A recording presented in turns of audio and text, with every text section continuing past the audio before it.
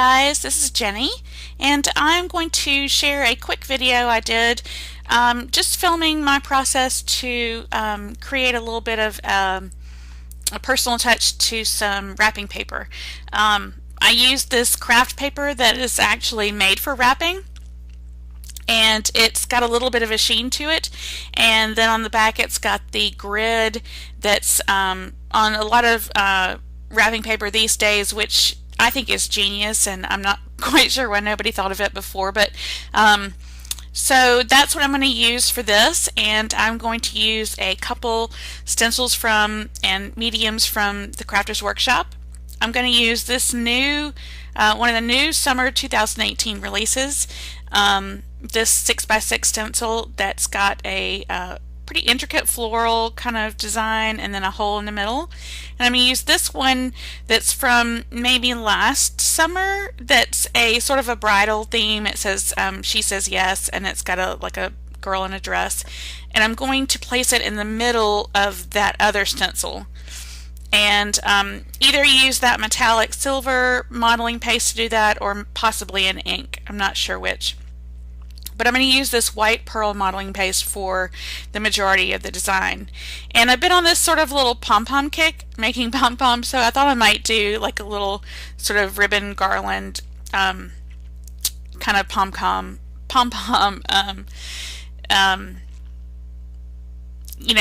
garland across the top of it. So alright, I've sped up the video pretty quickly because a lot of this is pretty repetitive and self-explanatory. I cut it a little bit larger than what I thought I would need, but I spread out a pretty good bit of this paper and started just using a palette knife and this white pearl modeling paste. And I wasn't quite sure how I was going to do it. I really wanted to, I had planned on kind of keeping it more like sort of polka dots, but when I did it and I ended up sort of feathering it out at the edges, they kind of blended into each other, and so it ended up basically covering the majority of the craft paper, with just a sort of feathering in between, and then the heavier bits at the center of the design, which I thought looked pretty good.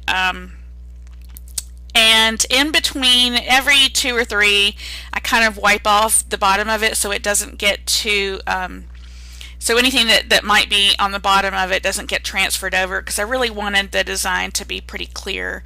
And for something that's so intricate, it really does a great job. So I keep repeating this and sort of offset the circles to continue this design. And I mean, I do it pretty quickly, and it's, as you can see, it's kind of messy.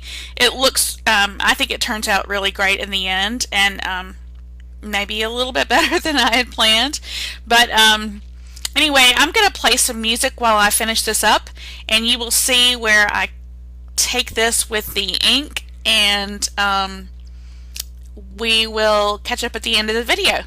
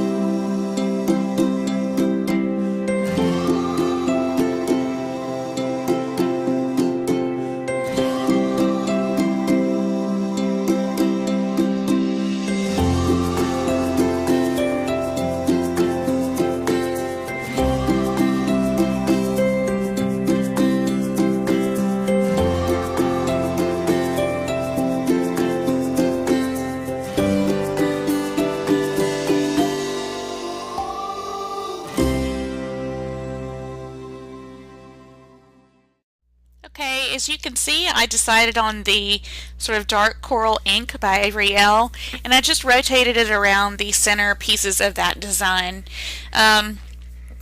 Once it was all dry, I used it to wrap my present, and I made sort of a garland out of the different pom-poms and wrapped it around the outside and finished it with a tag. You can see the close-ups here in a minute, and then the final package. Thanks so much for watching, and be sure to check out the other videos that are shown here, as well as a subscribe button. Thanks for your support. Goodbye.